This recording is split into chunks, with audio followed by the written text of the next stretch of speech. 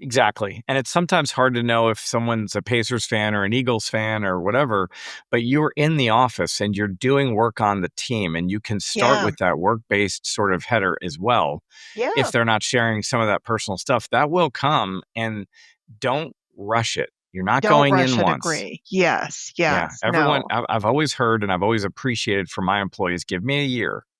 And in that Yeah. year, your job is to forge relationships and get to know people. It's not transactional.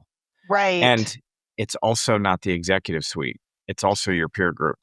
Well, and I think that's an important point too, right? It's not Mhm, just mhm. about making relationships at the top. Welcome to How You Go There, a podcast that goes beyond traditional success stories to uncover the real strategies, skills, and turning points behind people who make things happen.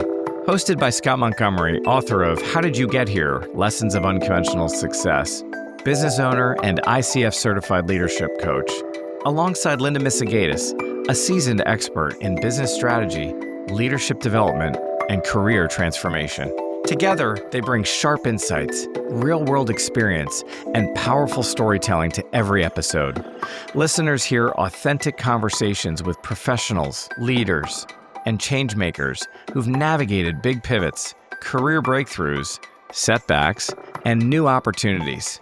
Subscribe now and join the next evolution of the journey, because this is how you go there. Hey, Linda, welcome to the Hey, podcast. yes, it's so good to see you, my friend. How are you? It's good to see you too. Well, last week we talked a little bit about that first job, right? So we're trying to stage for our listeners, what it's like to be going from college, sharpening your leadership and your management skills and your own personal self-care and all the chapters of my book and all the Yeah. things we've learned in our careers. And we're honing in on this last week around that first job and, what do you do Yeah. and how does that work? And so I think there's enough there that we wanted to have yet another conversation around some of the Absolutely. context on that topic, and acknowledging that the first job is often more about learning how to work and how to Yeah. connect than actually Yes. staying in that job forever, That's true. That's true. I tying mean, us to because relationships and clearly all. Yeah. neither you nor I are in our first job that we started out with. It was the foundation, and it's a rare bird that you see finds one job and stays there forever. I think so. Fun fact about my first job is that one of the first managers I had in my first job actually works for WorldGate today and is in charge of all the training and development of my entire staff. Well, that just kind of speaks to what we've talked about in the past, right? The power of relationship and network and Yes. how things Hmm. come full circle and why it's so important. And we're going to talk about this today is to make the most of those relationships because as you and I were chatting, I shared with you as we've been doing this and doing a little self-reflection, I started mapping out my own journey and realizing how much of it was the person I knew here who then took me there, who then moved to Yes. here. And then like I've moved throughout my career in doing that and I've returned that same favor, right? So there were lots of Totally. people, especially early on in my life, that when I moved a job, as soon as I had an opening for that person, boom, I was like, hey, Yes. let's get you over here, because I think it's part of the whole circle of life, right? So I agree. And I think it's one of the things that makes what we do in our careers and how we make money fulfilling. And I it, agree. it takes it out of task and things that will expire. We laughed earlier in our last episode about how I was selling business supplies, ribbons, and typewriters. And Yeah. those aren't things that are in any language today around No. technology. Yeah. And yet the people that I did it with are Yeah. working in my organization today, right? So really Yeah. emphasizing for our listeners and for our participants that your first job is a training ground on how to connect with people. And Yeah. if you can do that well and you can master what it is your task is to complete, whether it's selling Mhm. ribbons or Yep. laptops, that will give you even more recognition, in the Yes. world of who you want to connect with for future reference, for I future totally job, agree. and for your next step. Yeah. No, it's so true. Well, so let's dig into that a little bit because, we always hear, we tell and we say it too, build your network, Hmm. establish relationships, but How do you Hmm. do that, right? Because it sounds great, but how do I actually do that? I'm young, I just started, like, how do I build Yeah, those relationships? So, can we talk about that? I we can, and I will say I absolutely did it as you just described. So, one of the things I was aware of is the opportunity I was given in my young age for the job that I Uh-huh. had, right? So, someone is always, you will interview, you will find that right fit, you will see it in the eyes of the people you work with. But then what I did to honor that was I dressed the part, I Yeah. showed up 10 minutes early, I made eye contact.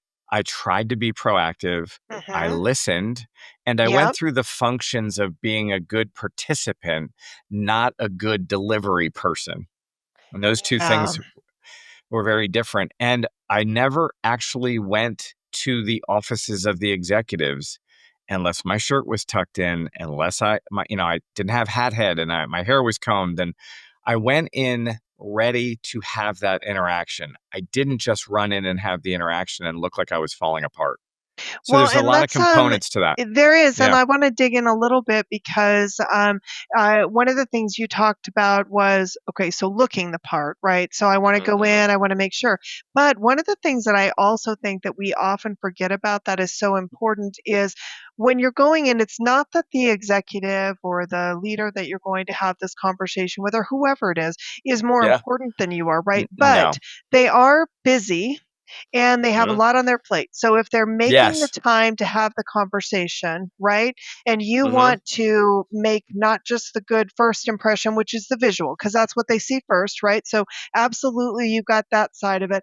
But then when you take it to the next level, what are some key things when you're going to go in? So I'm betting that you didn't just go into those offices, make sure you look good, and then say, hey, so what's going on? How are you?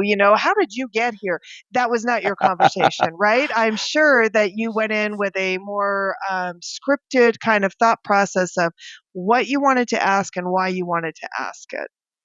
So, yes, I was selective in who I chose to show up. I was also considering their receptiveness to it. There are leaders that are closed off. There are people that will make it difficult. There is also not a once and done scenario. Yeah. So, I literally describe in my book, and I don't know if I've mentioned that I wrote a book about all this. Did you write a Um, book? Because I mean, I have yeah, this there's a story. companion guide too There's a story. that you might have done. So, There's a story, and I love doing my own press on that. But there is a story in there that is actually true. And I went to the office of one of the executives when I worked at Verizon. Frequently, I would stop in and say, "Hey, is he here? I just want to say hi. How's it going? What's your day look like?" I did it on a day I was prepared. I did it on a day that I had the time, and I did it on a day that I knew they were in the office and that maybe things looked quiet in the organization.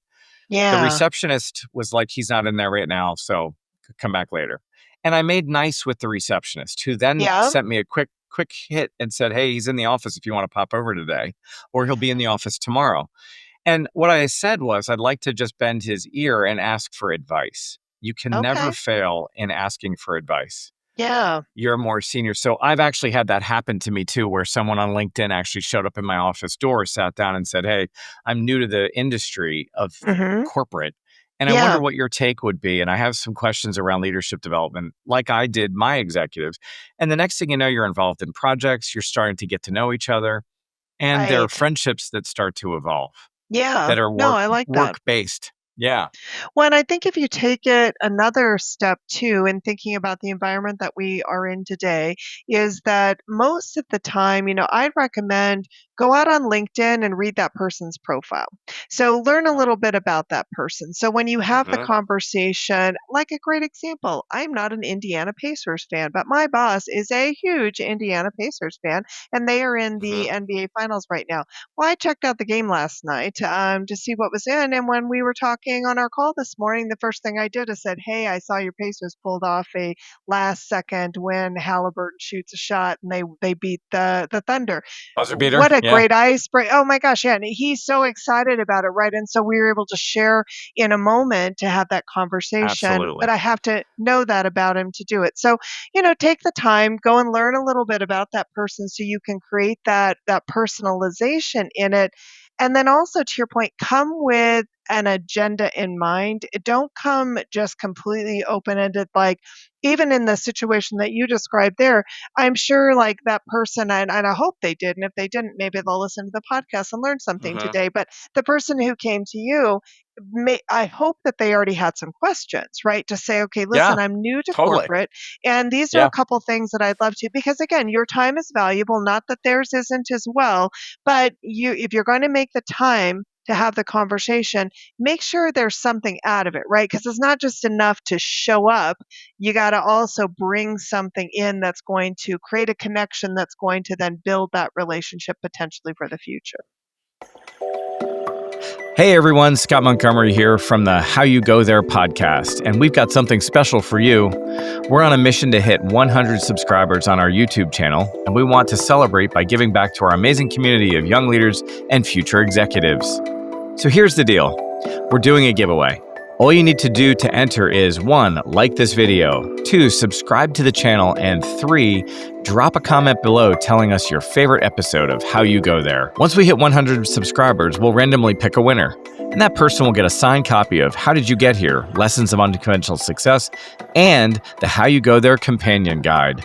These books are packed with real-world insight for anyone looking to grow in leadership, pursue executive coaching, or just take the next steps in your journey. So if you're serious about leadership growth and learning from people who have done it their own way, now's your chance.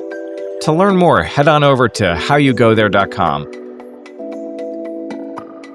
Exactly. And it's sometimes hard to know if someone's a Pacers fan or an Eagles fan or whatever, but you're in the office and you're doing work on the team, and you can start Yeah. with that work-based sort of header as well. If Yeah. they're not sharing some of that personal stuff, that will come, and don't rush it. You're not Don't going rush in it. once. Agree. Yes. Yeah, Yes. everyone, No. I've always heard and I've always appreciated from my employees, give me a year. And in that Yeah. year, your job is to forge relationships and get to know people. It's not transactional. Right. And it's also not the executive suite. It's also your peer group.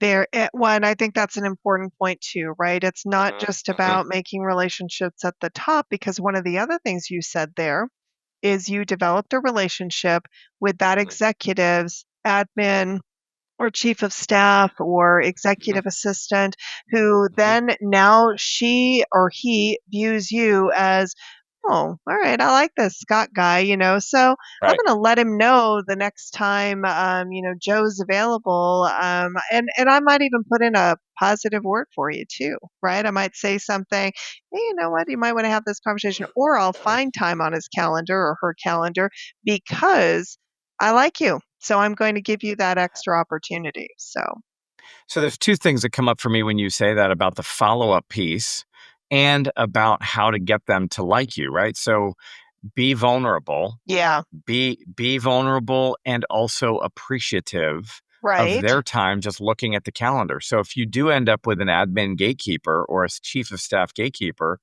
you can also work that relationship, and you can Yeah, thank them for said meeting with a cup of coffee a week later. I didn't forget you. absolutely. Here's a cup of Yes. coffee. I Yeah. didn't forget you. Here's a sticker. I didn't forget you. Here are some breath mints, which is another story in the book that one of my coachees actually applied to his boss, who now works for him.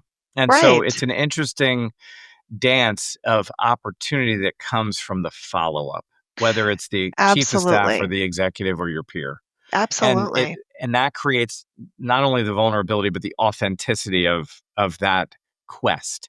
Because again, it's Right. your first job. It's about getting to know the people, not the tasks. I Yes. totally wholeheartedly believe that's a 75-25 split, if not 80-20. I agree with you. And I like what you said there too, because, one of the other things that we talk about is, take on those cross functional projects, right? So Mhm, get mhm. involved in other things that provide you with the opportunity to make those relationships, and don't get hung up on titles, because oftentimes we get too hung up on, oh, well, that person's a manager, a director, a senior director, a VP, a C suite, whatever, and sometimes you might miss that the most influential person is the person without a title. And so don't make assumptions that title equals whatever it is you've created in your mind, right? And that's why Totally. it's so important to really understand and to develop those relationships across the board, because you never know when that person without the title might be the most influential person to help you with what you need in the future. And the best way to recognize them is through the gratitude of their support and lifting them. And the way you can do Absolutely. that also comes from don't watch the clock. You're not an 8 to Yes. 5er in the real world. I don't care what anyone says. If your shift is 8 to 5, you're there from 7:45 to 5:30 maybe. Yeah. And in that extra time, you're actually lifting and helping people. You're rolling up your sleeves, you're volunteering, you're staying engaged in the work of Yeah. the relationship, doing the tasks of the business. With over a decade of experience, WorldGate LLC is your trusted partner in IT staffing, project management, and UKG solutions tailored for the public sector. We help government agencies and organizations navigate complex technology landscapes, implement effective workforce solutions, and build high-performing teams. From strategic staffing to seamless systems integrations, we bring the experience and reliability to execute, empower, and exceed for our customers. Staffing? Check. Project management? Check. Public sector and UKG solutions? Check. Experience you can trust. Visit www.worldgatellc.com today.